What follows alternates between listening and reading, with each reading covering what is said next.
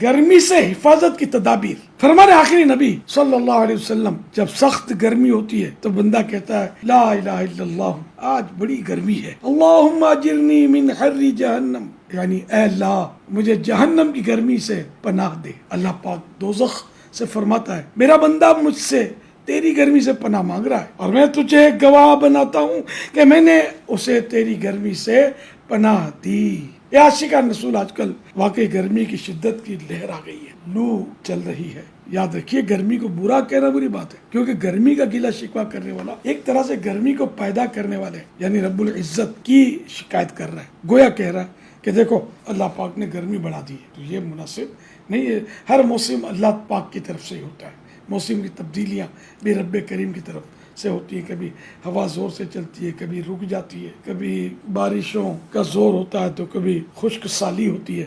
تو ہر حال میں ہمیں محتاط گفتگو کرنی ہے. اللہ پاک ہمیں دنیا کی شدید گرمی اور قبر و آخرت اور قیامت کی گرمی سے اپنے حفظ و امان میں رکھے. اس دنیاوی گرمی سے جبکہ اس کی شدت بڑھ جائے خاص کر اپنے بال بچوں کی حفاظت کرنی چاہیے اور ان کے لیے احتیاطی تدابیر بھی اختیار کرنی چاہیے. جب گرمی کی شدت ہو تو بلا ضرور سخت دھوپ میں نکلنے سے بچیے. مسجد میں باجماعت نماز تو ضرور ادا کرنی ہے. نماز ظہر ادا کرنے کے لیے خاص کر جاتے ہوئے چھتری وغیرہ لے لیجیے یا سر پر گیلا تولیہ رکھ لیجیے. پیاس کی شدت ہو یا نہ ہو دن میں کم از کم 12 سے 15 گلاس پانی پینا چاہیے.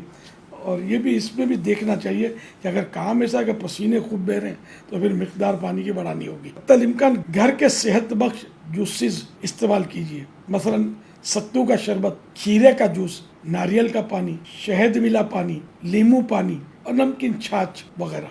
گنے کا رس بھی اچھا ہے. گنے کا رس گھر میں نہیں نکالا جا سکتا، عام طور پہ یہ بازار سے لینا ہوتا ہے. تو جب بھی گنے کا رس لیں تو یہ ان سے بات کریں کہ بغیر برف کا وہ نکالیں، کسی قسم کے اس میں مٹھاس نہ ڈالیں. تو خالص گنے کا رس یہ کافی مفید ہے، کئی بیماریوں کا اس میں علاج بھی ہے. تو اس طرح کے عمدہ جوسز استعمال کیجئے، اپنے بچوں کو پلائیے. ایسے پھل اور سبزیاں جن کی تاثیر ٹھنڈی ہو، مثلا کدو شریف، توری، لیمو، کھیرا، سلاد، تربوز، فالسا وغیرہ وغیرہ استعمال کیجئے. ممکن ہو دن میں کم از کم 2 مرتبہ اور نہ ایک ہی مرتبہ نہا لیجئے. تو انشاءاللہ اس سے پسینے کی بدبو بھی دور ہوگی، بدن کو بھی ٹھنڈک ملے گی. فاسٹ فوڈ اور گرم تاثیر والی غذاؤں سے پرہیز کیجیے، مثلا پیزا، برگر، سموسے، رول، شوارما، کباب، ابلے ہوئے انڈے، کافی وغیرہ سے ویسے ہی بچنا چاہیے. اور چائے بھی اتنی مفید نہیں ہے، تو جتنا ہو سکے ان سے بچنا ہی مفید ہے. اور اس موسم میں خصوصاً گرمی کی شدت ہو تو زیادہ احتیاط کی جائے.